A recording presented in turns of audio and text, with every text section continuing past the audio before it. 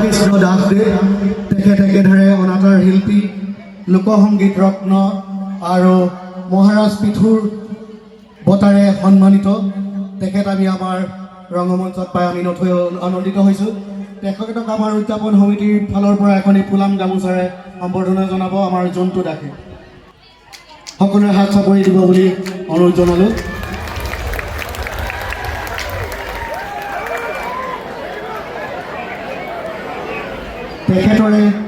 তেখেতৰে সুযোগ্য শিষ্য এওঁলোক আমাৰ আজি যি দুগৰাকীয়ে বিচাৰক কৰিব, গতিকে তেখেতকো মঞ্চত পাই আমি আনন্দিত হৈছোঁ আৰু কাৰ্যসূচী চলাই নিবলৈ অনুৰোধ কৰিছোঁ। সংক্ষেপে মই শ্ৰদ্ধাৰ মাধৱ দাক দুআষাৰ বক্তব্য ৰাখিবলৈ অনুৰোধ কৰিছোঁ।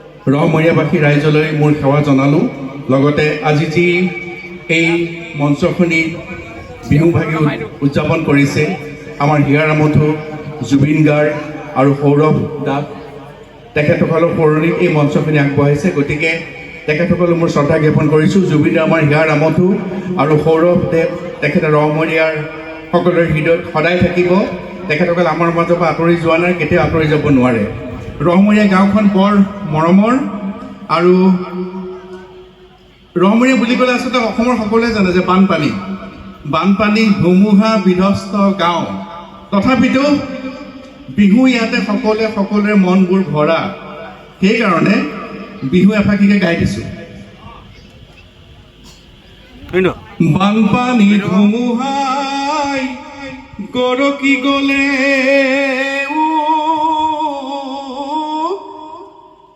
সদায় হাঁহি মুখে ভৰা,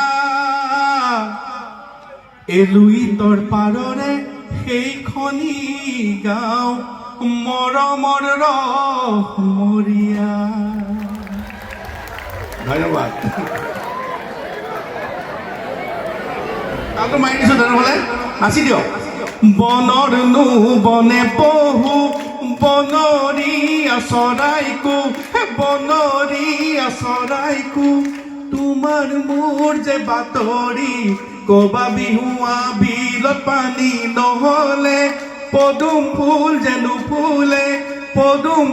যে নুফুলে ফুলিলেও যে মৰহি যায় বিহুৱা অন্তৰত মৰম থাকিলে, যাচিব নাজানিলে এই অন্তৰতে মৰহি যায়। গতিকে আজি শেষ বিহু, যাৰ অন্তৰত যি কথা আছে আজিয়ে কৈ দিয়ক। ধন্যবাদ।